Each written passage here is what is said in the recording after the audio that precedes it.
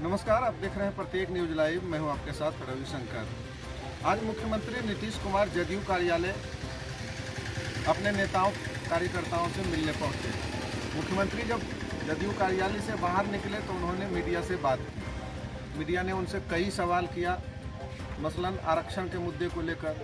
मुख्यमंत्री ने कहा कि बिहार विधानसभा और विधान परिषद के द्वारा हमने दो बार केंद्र को ये प्रस्ताव भेजा है कि जातिगत जनगणना होनी चाहिए। जातिगत जनगणना के पक्ष में मुख्यमंत्री दिखे और मुख्यमंत्री कई बार ऐसा बयान भी दे चुके हैं। हालांकि इसका कोई सामाजिक फ़ायदा नहीं है, इसका राजनैतिक फ़ायदा अधिक है। सामाजिक फ़ायदा इसलिए नहीं है कि फ़र्ज कीजिए कि अगर आपको ये पता चले कि आपके पास इतनी संख्या बल है, इतनी ताकत है, तो आपकी स्थिति क्या होगी। यानी समाज में इससे अराजकता की स्थिति उत्पन्न हो सकती है और इस लिहाज से जातिगत जनगणना सही नहीं ठहराया जा सकता। इसके साथ ही मुख्यमंत्री ने मांग किया कि केंद्र सरकार भी बिहार सरकार के तर्ज पर आरक्षण देश भर में लागू करे। यानी SC ST के लिए, पिछड़ा और अति पिछड़ा के लिए अलग अलग कानून, अलग अलग आरक्षण का कानून लाए और बिहार मॉडल पर आरक्षण के कानून को पारित करे। मुख्यमंत्री से इस बारे में भी पूछा गया कि पिछले दिनों एक जदयू नेता से JNU के पूर्व छात्र संघ अध्यक्ष कन्हैया कुमार मिले थे, तो आपसे यानी मुख्यमंत्री से लोजपा सांसद चंदन सिंह की मुलाकात हुई थी और इधर लोजपा में भगदड़ मची हुई है। आज रामेश्वर चौरसिया ने इस्तीफा दे दिया, तो इसके क्या राजनीतिक मायने निकाले जा सकते हैं। मुख्यमंत्री ने स्पष्ट किया कि इसके कोई राजनीतिक मायने ना निकाले जाएं तो ही बेहतर है, क्योंकि वो मुख्यमंत्री हैं और इस लिहाज से उनसे सभी दल के नेता अपने अपने क्षेत्र की समस्या को लेकर मिल सकते हैं। उसके निराकरण के लिए मुख्यमंत्री से मुलाकात कर सकते हैं। इसके साथ ही मुख्यमंत्री ने कई सवालों का जवाब दिया और सब कुछ साफ कर दिया कि लेकिन मुख्यमंत्री का इतना जोर अवश्य था कि जाति आधारित जनगणना होनी चाहिए, बिहार मॉडल पर आरक्षण लागू होना चाहिए देश के अंदर। विशेष राज्य के दर्जे पर जब उनसे सवाल लिया गया तो मुख्यमंत्री टाल गए। विधान परिषद के जो अभी विधान परिषद की सीटें खाली है उसके बारे में जब पूछा गया तो मुख्यमंत्री ने विशेष राज्य और विधान परिषद के मुद्दे पर एक ही बात कही कि मैं तो चाहता हूं कि हर काम हो जाए, मैं चाहता हूं कि हर काम हो जाए। आप देखिए मुख्यमंत्री ने क्या कुछ कहा। सर, कोरोना के दौर में पहली बार बजट आप लोग लाएंगे, क्या प्रमुखता होगी इस बार की बजट में? तो बजट का तो पूरा का पूरा सेशन प्रकाशित हो चुका है। फुल बजट सेशन जो पहले हुआ करता उसी प्रकार से रखा गया है। और आपको सबको मालूम है कि कोरोना की स्थिति पर जितना ज़्यादा जांच करके और लोगों का इलाज करके बिहार की स्थिति बहुत ही इम्प्रूव किया है, लेकिन फिर भी आगे की स्थिति के प्रति भी पूरे तौर पर लोगों को सचेत रहना। और आप जानते हैं कि टीकाकरण शुरू हुआ, वैक्सीनेशन शुरू हुआ है, 2 खंड का चल रहा है। अब इसके बाद जो 50 साल से अधिक उम्र के लोग हैं और 50 साल के कम उम्र के लोग जो गंभीर बीमारी से ग्रस्त हैं, उनका टीकाकरण कराया जाएगा।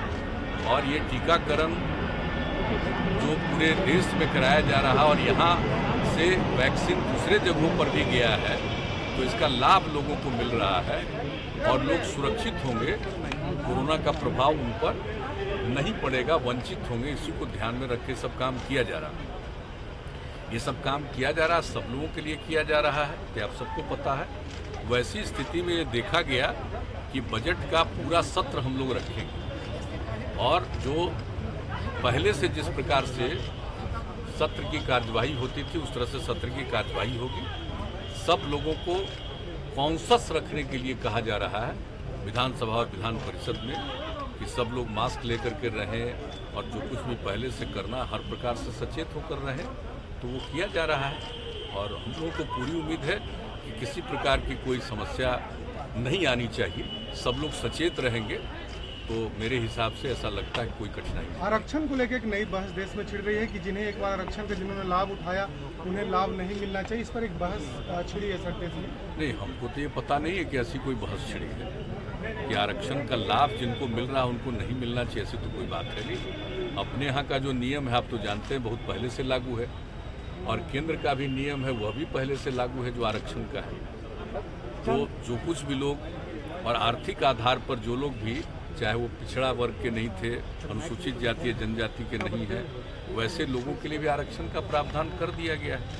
तो मेरे हिसाब से तो ऐसा कुछ नहीं है कि जो आरक्षण का प्रावधान है वो प्रावधान नहीं चलेगा। हाँ, आरक्षण के प्रावधान में कोई परिवर्तन की बात हो, जैसे दिल्ली, हम लोगों के यहाँ तो जो पिछड़े वर्ग के लिए आरक्षण है उसमें पिछड़ा वर्ग और अति पिछड़ा वर्ग दो अलग आइडेंटिफाइड है।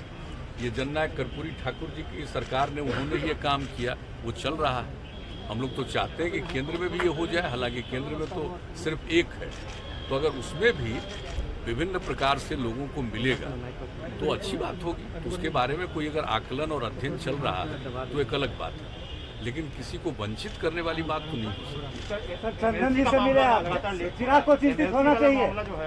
नहीं, वो सब चिंता वाली बात नहीं। आप तो जानते हैं कि मेरे पास जो मुख्यमंत्री की जिम्मेवारी मेरे ऊपर है, तो किसी भी दल के, चाहे एमएलए हो, एमएलसी हो, लोकसभा के सदस्य हो, राज्यसभा के सदस्यों से मिल सकते हैं, और जो कोई भी मिलना चाहते हैं, मिलने का समय देते हैं।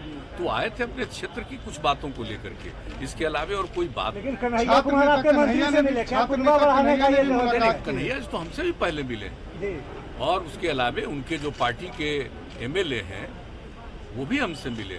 तो जो लोग भी मिल सकते हैं, लेकिन कोई विशेष उनके समझ में अपने इलाके के बारे में कोई समस्या है, कोई काम है, उसी को लेकर के आते हैं। कोई राजनीतिक बात नहीं।